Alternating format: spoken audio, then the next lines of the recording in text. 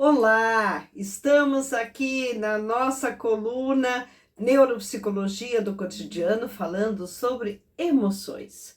Falamos sobre a raiva. Agora vamos falar de uma emoção que as pessoas não gostam muito de sentir, mas que ela é fundamental para a manutenção da nossa vida.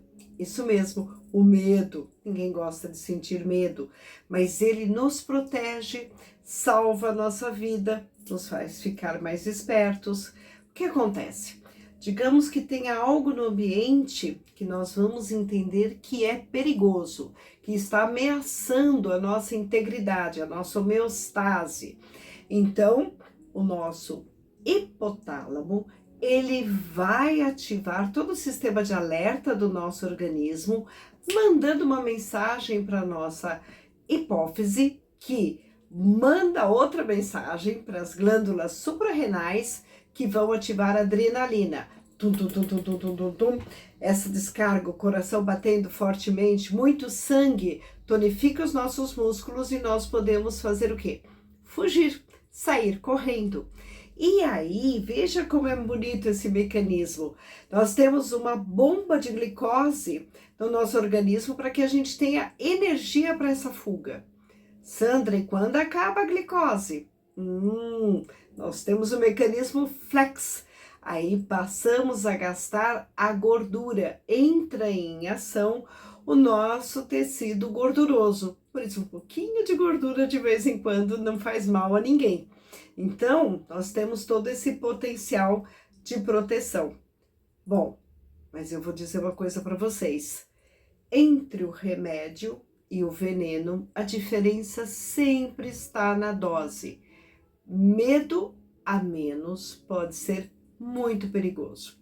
Pessoas que têm, por exemplo, uma lesão na região frontal ou que sofrem de alguns transtornos mentais em que a amígdala não é ativada da forma como deve ser, até algumas questões ali de alguns transtornos que eu não consigo compreender as intenções dos outros, o que acontece, eu posso não sentir o medo necessário e não me precaver. Então, eu posso cair em algumas situações, eu posso ter comportamentos que me coloquem numa vulnerabilidade, a promiscuidade, por exemplo.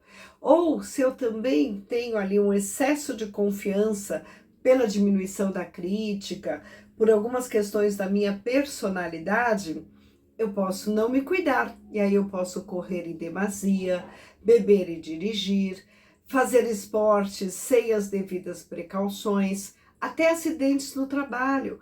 Quantas pessoas que não usam os equipamentos porque acham que não é necessário, que elas são espertas.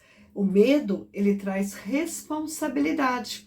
Ele faz com que a gente perceba que a vida não é só alegria, que tem sim os perigos, que tem as vulnerabilidades e que a gente pode acabar caindo numa armadilha ou nos machucando ou nos colocando em risco. E o medo a mais? O medo em demasia, ele também é muito complicado. Então, ele pode se tornar uma situação de pânico ou de fobias e me paralisar, eu não conseguir sair de casa, não conseguir trabalhar, não conseguir reagir em algumas situações, e eu preciso me tratar, porque esse medo em demasia, ele pode ser muitas vezes infundado.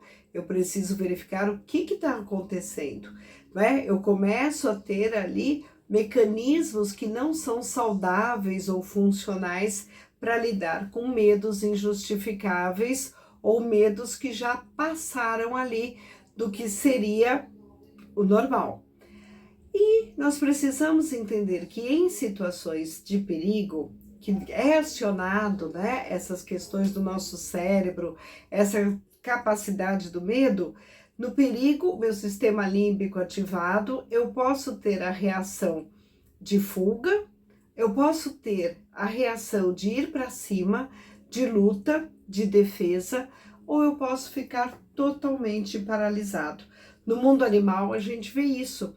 De repente, a leoa pega ali a corça e ela paralisa e entrega o pescoço. Muitas vezes, numa situação de muito medo, a pessoa paralisa e se entrega.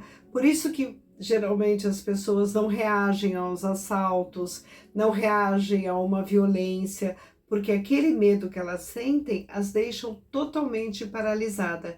E depois nós temos situações traumáticas por conta disso. Então precisamos compreender que o medo ele é importante, ele é salutar, mas a menos ou a mais pode ser complicado. Precisamos nos tratar e nos cuidar em relação a isso. Muito obrigada. Até a próxima.